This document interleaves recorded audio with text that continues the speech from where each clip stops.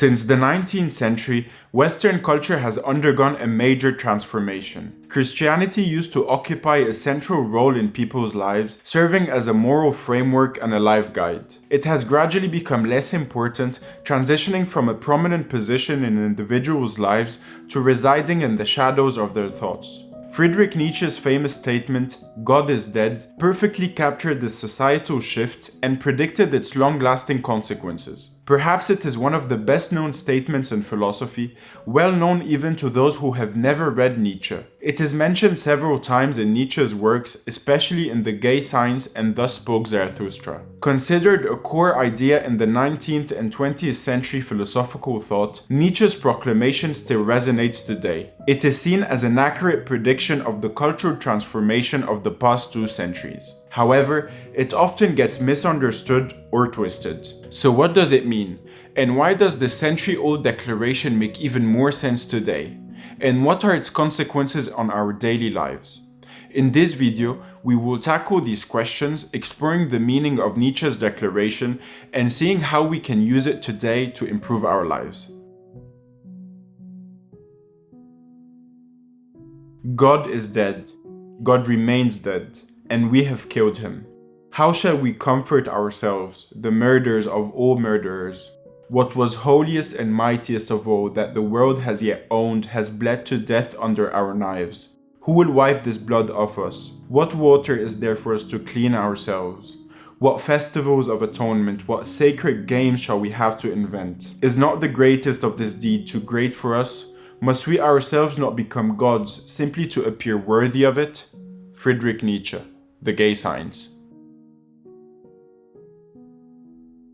Initially, Nietzsche's statement appears provocatively aimed at challenging the prevailing Christian morality at the time. He argued that Christian values fostered complacency and conformity, eroding individuality and promoting a herd mentality. Nietzsche believed that adherence to established moral frameworks stifled critical thinking and encouraged blind acceptance. This clashes severely with his philosophy, centered on self-affirmation and authenticity, leading many to interpret this statement as a targeted critique on Christianity. And this makes perfect sense. However, Nietzsche's statement goes a bit deeper than that. Apart from this initial and obvious interpretation, the death of God could also be interpreted as Nietzsche declaring his atheistic position. It is known that Nietzsche didn't believe in a God, or at least in the Christian God, so it could be also interpreted as a declaration of his atheistic belief. Let's examine this a bit further. The concept of atheism suggests that God doesn't exist and denies the notion of a divine entity. However,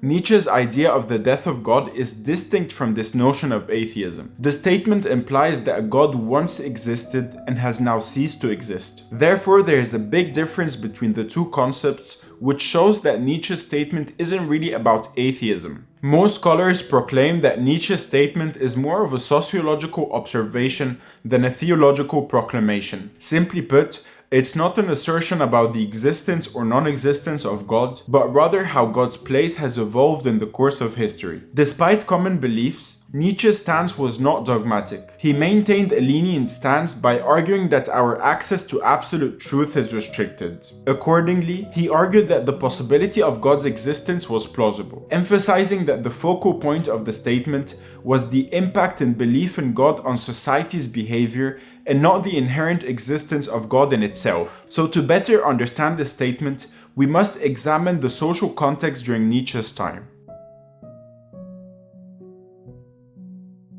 Nietzsche wrote during the aftermath of the Enlightenment period, also known as the Age of Reason. This long period was marked by scientific, intellectual, and philosophical advancements and discoveries. The movement took place in Western Europe around the 17th and 18th century and had a significant impact on society. One major impact was the displacement of Christianity as the dominant and guiding authority on truth. The discoveries in philosophy, science, and mathematics, for example, made the Christian narrative obsolete and pushed people to adopt new ways of living. A pivotal element in this movement was the advocacy for the separation of the church and the state. Renowned philosophers like John Locke, Voltaire, and Montesquieu opposed the excessive influence of religious institutions and politics. They promoted governance grounded in reason, law, and protection of individual liberties rather than dogmatic beliefs. This separation played a vital role in the gradual decline of Christianity in the political, social, and personal realms.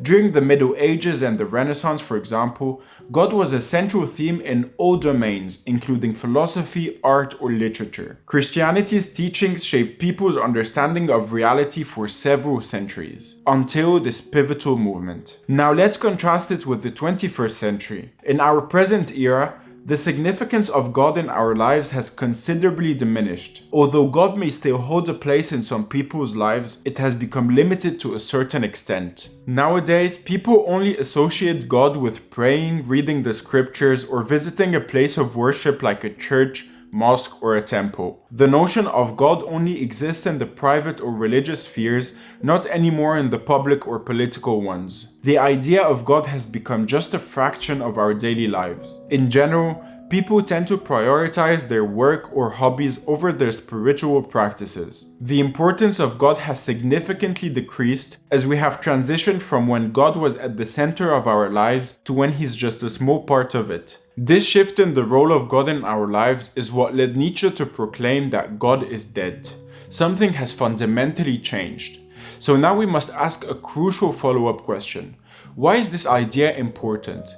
And what are its consequences on our daily lives? This idea holds significant importance as it has profound consequences in our lives. The belief in the existence of God provided an instant meaning and direction for our lives. In the past, people's lives were already mapped out in some sense. They didn't have to ponder too much about the purpose of their lives, as it was all defined for them. Almost all life-related questions had answers in the religious scriptures. If one had a question, they could immediately turn to the scripture and find the answer they were seeking. This relief from uncertainty provided people with a state of emotional stability. Knowing that there is a well-established framework to follow provides a sense of security, reducing anxiety about making wrong decisions or straying from the righteous path. It also gives us a clear moral compass to consider, aiding us to make ethical decisions. Furthermore, God gave purpose by linking life to a specific narrative, a test dictating one's destination to heaven or hell. Viewing life as a bridge to the afterlife can enhance the tolerance of suffering. The belief in divine justice serves as a motivator during adversity, fostering trust that eventual order will prevail. Psychologically speaking, Nietzsche argued that faith in divine power acted as a shield against the harsh realities of our existence. So if the notion of God is so important for our well-being and our guidance, what happens when God dies?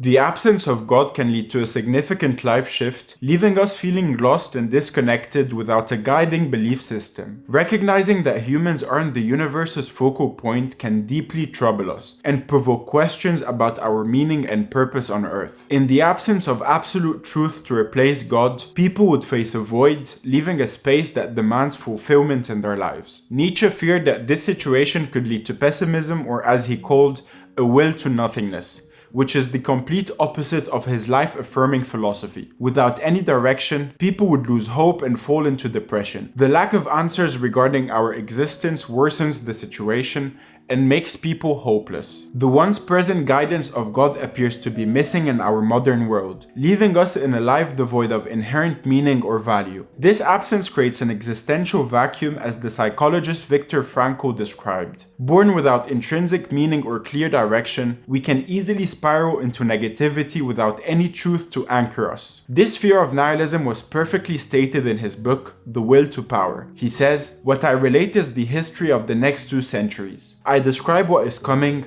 what can no longer come differently, the advent of nihilism. For some time now, our whole European culture has been moving as toward a catastrophe."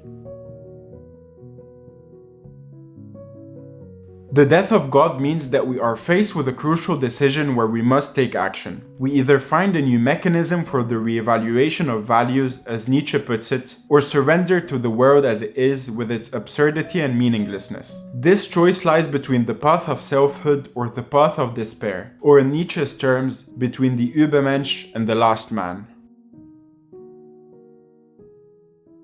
When approached correctly, this existential vacuum can be viewed in a positive light as it presents opportunities for new and exciting possibilities in life. It allows for the creation of new ways of living that were previously unimaginable. Nietzsche considered it as an excellent opportunity for growth and self-creation. He says, "In fact, we philosophers and free spirits feel as if we are illumined by a new dawn. On receiving the news that the old God is dead, our hearts overflow with gratitude, wonder, premonition, anticipation. At last, the horizon seems to us open again. The sea, our sea again lies open before us. Perhaps there has never yet been such an open sea."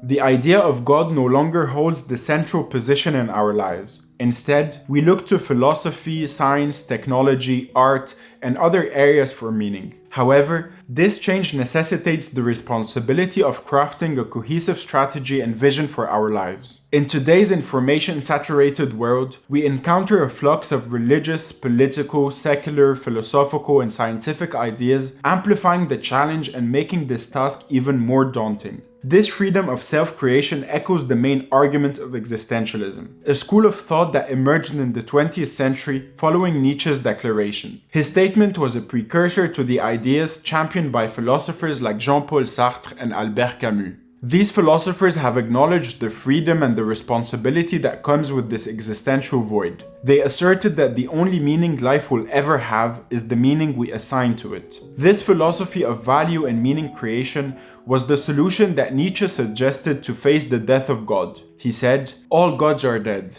Now we want the overman to live."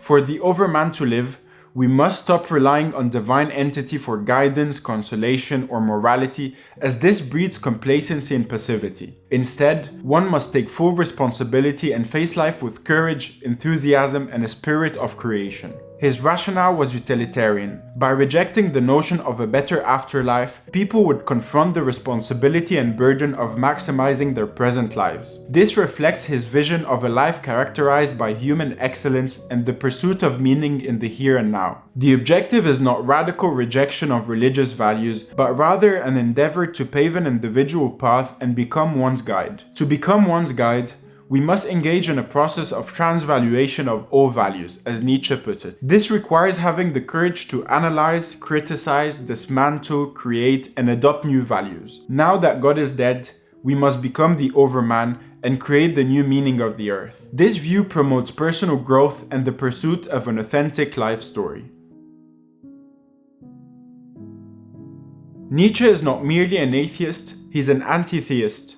He believed that the belief in God hinders personal growth and development. Therefore, he advocated that we should abandon this idea and instead focusing on creating our values, setting personal goals, and striving for personal excellence. However, the matter is a bit more complicated than that and should be definitely nuanced. We should first try to understand and analyze our connection with God, questioning whether it's genuine or merely convenient, influenced by societal norms and expectations. Secondly, we must explore whether faith in God truly fosters weakness and diminishes self-reliance, as well as if it hinders the pursuit of excellence. These are the real questions we should answer to better understand our faith and if it's negatively or positively impacting our lives. When Nietzsche wrote, "The belief in God was profoundly entrenched in society and was never questioned." That's why his assaults on Christianity were relentless and ferocious. Nowadays, we are much more moderate and cautious in our approach, for the most part. Therefore, his criticism must be taken with a grain of salt and understood in the appropriate context. So to complete this idea and better understand Nietzsche's philosophy,